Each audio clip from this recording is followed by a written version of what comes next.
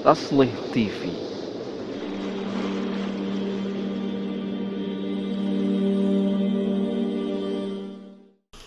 Kita tahu ada beberapa kelompok-kelompok ya di umat ini ya, di zaman yang kita hidup kali ini tuh yang mungkin sifatnya mungkin ya tuduhan kepada kelompok ini, ataupun sebagai sudah menstempel malah kelompok ini adalah berfaham khawarij. Nah, menyikapi kayak gitu, apakah mereka sudah mengumpulkan semua sifat itu kemudian mencocokkan ke satu kelompok ini, atau mereka ya sekedar serampangan stempel itu, atau bagaimana, Ustaz? Ya, stempel yang paling cepat untuk kemudian stigmaisasi adalah propaganda yang digunakan oleh semua orang.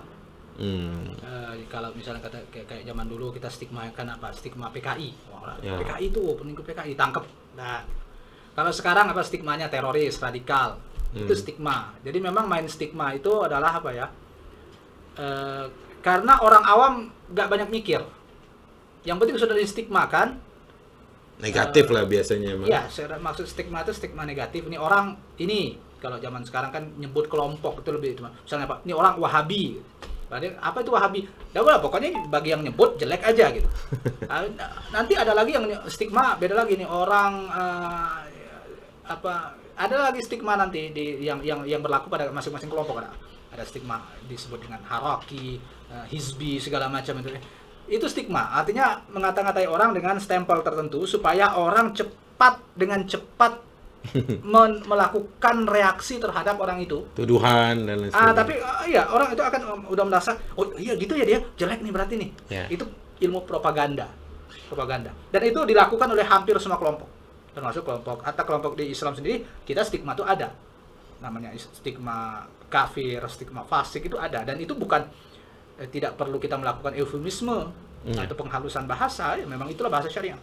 Ya. Oke, nah sekarang balik pada kelompok-kelompok yang main tuduh khawarij ini. Jadi khawarij sebagai sebuah stigma juga cukup enak untuk menjatuhkan orang lain atau satu kelompok. Dia ini berpaham apa? Khawarij. Dah, itu stigma. Selesai kalau udah digituin katanya. Dari 100 orang yang mendengar stigma itu, mungkin hanya akan 30 orang yang akan meminta klarifikasi. Benar nggak sih Anda khawarij? Coba kita tanya, kita lihat apa dia. Tapi 70 orang sudah termakan. Nah, gitu kan? Ya, Itu kan stigma begitu. Propaganda begitu. Nah, jadi memang kita yang sudah malang melintang lah istilahnya dengan dunia pergerakan dan pergerakan Islam di modern ini, banyak memang stigma-stigma khawarij itu dituduhkan kepada berbagai kelompok. Biasanya ini bermula pada kekurang pahaman atau kekurang luasan wawasan dan bacaan ketika membaca karya-karya para ulama, di mana mereka kadang, terutama ulama modern ini, banyak menyimpulkan khawarij itu sebagai salah satu ciri paling yang paling digembar-gemborkan ini adalah memberontak kepada penguasa. Udah, titik sampai di situ saja.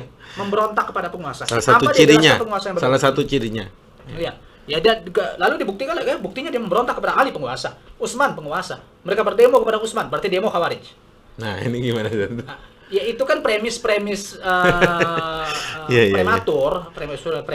gitu loh. Iya. Tapi itu didengar oleh banyak orang, sekian orang awam yang malas mikir. Sehingga termakan akhirnya. Iya. Tanpa mau cross check atau baca atau dan mengetahui lagi lebih dalam seluk-beluk sebenarnya kayak apa khawarij itu. Apa sih? Oke, memberontak. Apakah setiap pemberontakan berarti khawarij? Kalau yang ngerti fikih ya enggak lah. Semua orang, kita sudah belajar bab bukhat, maka kita sudah bisa membedakan mana pemberontak. Khawarij itu memberontak iya, tapi bukan semua pemberontak khawarij. Bahkan tidak semua pemberontak salah.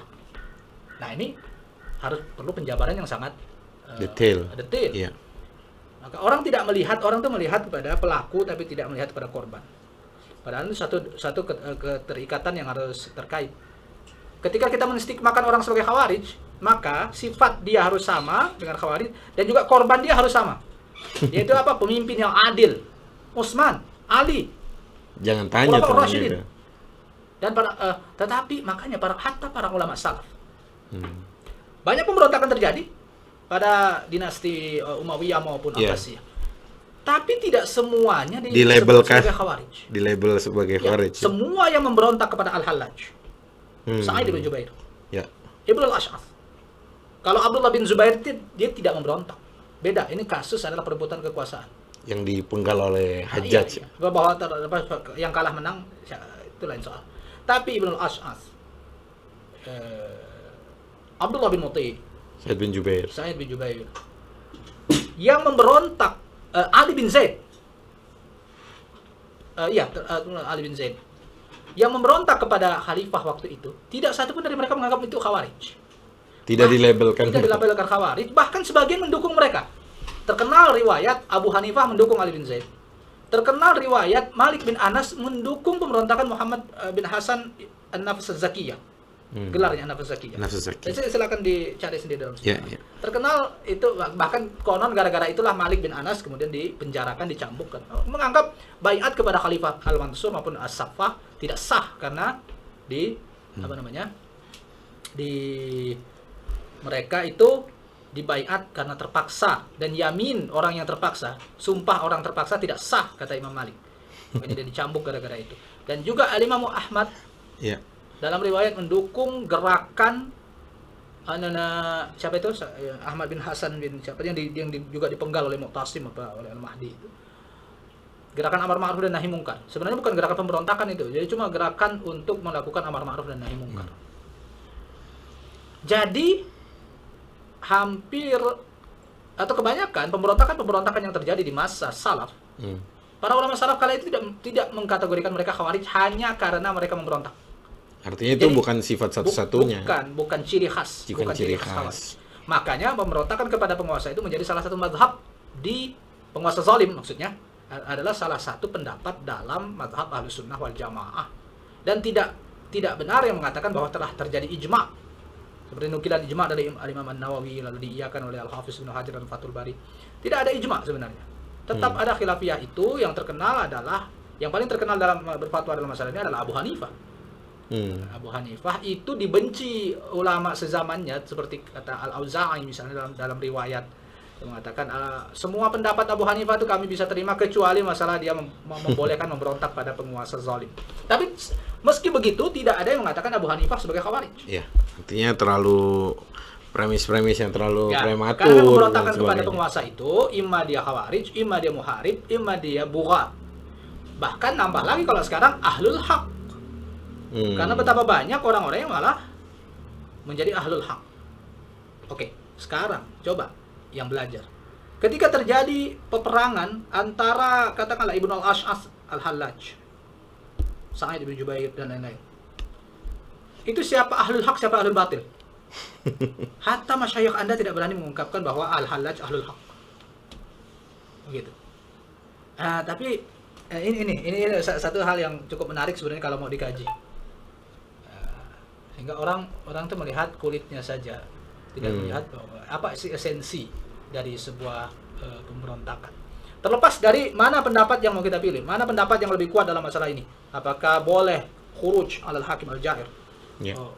Pemimpin yang zalim ini boleh kita debatable lah saat permasalahan ini. Itu pemimpin yang zalim tapi masih menegakkan syariat di masa khalifah. Nah, kalau tidak menegakkan syariat bagaimana? Enggak ada itu di masa salaf. Jadi itu masalah nawazil yang terjadi. Yang perlu memang kajiannya pun artinya hari ini saat ada pemahaman yang dengan cuma demo mujarrad dia turun mudzaharah gitu auto khawarij.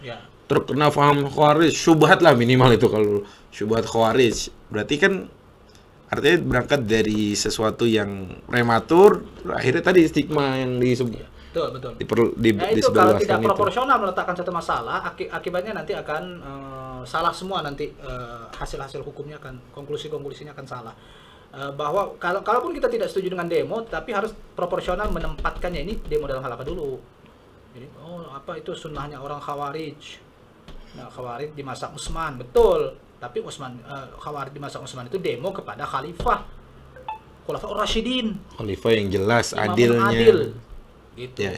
Jadi itu kita tidak terima bahwa itu adalah sebagai contoh pengharaman demo. Karena hatta para khalifah kala itu pun ketika Ali didemo oleh Zubair Aisyah dalam perang Jamal, terjadi perang Jamal pun Ali tidak menyalahkan mereka yang menuntut itu. Dan nggak melabelkan mereka khawarij lagi. Tidak melabelkan mereka khawarij. Iya. Jadi itu masalah demo ya tergantung dengan demo tujuannya apa. Kadang-kadang Betul. malah ada demo yang malah mendukung pemerintah. Demo Demo. mendukung pemerintah kan ada. Iya, itu makanya. Taslih TV.